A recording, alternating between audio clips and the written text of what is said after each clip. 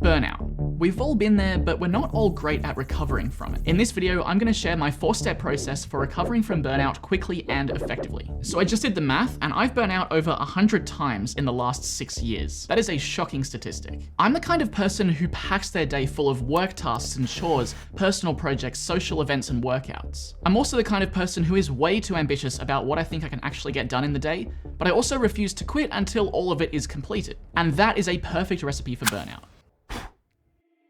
But over the last 6 years, I've also seen some patterns in behavior that contributed to a much quicker recovery from the burnout. I've condensed these behaviors into a 4-step process that I now follow every time I burn out. And today, I'm sharing that process with you. Let's go. Step 1, actually rest. What does that mean? I used to feel that if I allowed myself to take a full day off and actually rest, I was somehow falling behind. Film the next video, edit the client project, check your email. So I ended up actually scheduling into my rest day things like hanging out with friends, or doing small workouts, or even just checking my emails. This meant that my rest day was more like a rest few hours, which is not enough for the body to actually recover its energy. I now know that if you don't fully rest, you don't fully recover. I've found that if I give myself an actual rest day, I am way more efficient, way more excited, and way more energized to actually do my work tasks over the coming days. To allow myself to fully rest, I put some rules in place for my rest days. I'm not allowed to do any workouts. I'm not allowed to hang out with people that don't live in my household. And I'm not allowed to do any work tasks. That's making videos, correspondence, planning, or admin. I am allowed to sleep in, and I am allowed to do chores. Implementing these rules allows me to recharge my battery in all areas. And that decreases the time it takes to recover from the burnout. Step 2, get into nature. There are loads of studies that suggest that even spending 2 hours a week in nature is enough to significantly reduce your stress and anxiety levels. Burnout blows the stress and anxiety level way out of the park. So I use nature as a way of resetting that baseline to a more stable level. I love a good bushwalk, whether it's a full day's adventure or just an afternoon stroll through a national park. Going to the beach is great too. If you don't have a beach, you could try a lake or a river near you. I also love a good mountain bike. There's plenty of state forests with mountain bike trails through them and trail networks around the place. Really just anything that puts me in a place where I'm surrounded by natural sights and sounds. And whilst I'm doing these activities, I try not to check my phone too much or to listen to too much music. I just try to be present in the moment, and that often leads to some really great new ideas and is actually quite enjoyable. Step 3, focus on hobbies. When I'm recovering from burnout, I put a real emphasis on spending quality time on my hobbies.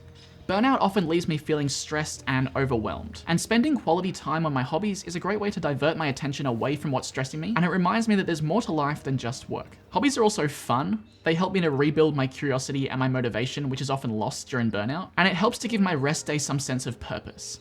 I don't have to feel guilty about being a couch potato all day because I have spent some of my day learning a new skill, growing in a new area I'm interested in. So on rest days, I allow myself to go down the hobbies rabbit hole. I absorb content and information around my hobbies, and I practice new skills. I basically just allow myself to get excited about things that interest me. Often on my rest day, I'll do things like slacklining, playing guitar, watching movies, reading fiction, playing video games, all of which helps to remind me to do things for fun and to chase curiosity, which is a great mindset for getting out of burnout. Step 4, clean. For many people, the idea of cleaning on their rest day is probably not appealing, and I totally understand that, but hear me out. When I'm burnt out, I find cleaning really helpful. Cleaning is a great way to take control of little aspects of your life and to get organized and remind yourself that you're in control again. And it doesn't have to be a big clean either. I find that even just cleaning rogue files off my computer desktop is very therapeutic. If you want to know more about how I keep my digital life organized, check out this video. Cleaning also has a double effect because it leaves our environment clean and ready for when we get back to work. There's a lot of research that suggests that a clean environment contributes a lot to more focused work and to lower stress levels, which will hopefully decrease the chance of burnout in the first place. So when I'm recovering from burnout, I often find myself cleaning things off my desk, tidying my room, or just picking up things I've left around the house. Doing all these things helps me to feel less overwhelmed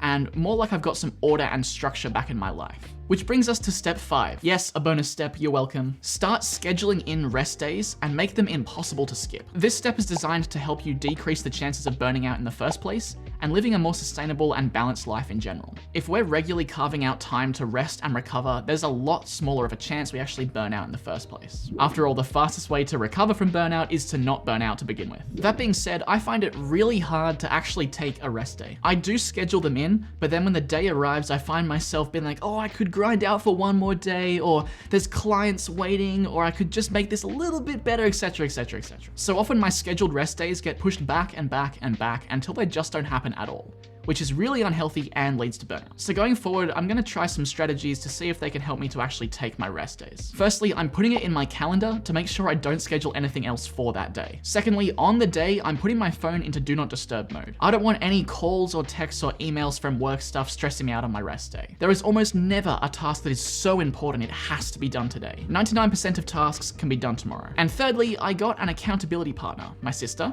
and I put a consequence in place. I would pay her $15 if I broke any of the rules listed in step 1. So we'll see if these techniques work to actually help me to take my rest days and reduce my chances of burnout. So that is my 4-step process for recovering from burnout and hopefully how I'm going to prevent it going forward. I hope this process can help you to recover from your next burnout and to try and craft a sustainable life in general where burnout is much less frequent. It's worth noting that everyone recovers differently from burnout and at different rates. I don't do all of these 4 steps on the one day, I spread them out over multiple days, or I just pick the one that excites me most for my rest day. Hopefully this video has given you some ideas of how you can recover from burnout, but ultimately you should do what's best for you. Let me know in the comments if you have any further ideas for how to prevent or recover from burnout, because I'm sure there are plenty of ideas that I've not covered inside this video. Well, that's all for today. Keep being your heroes, and I'll see you soon.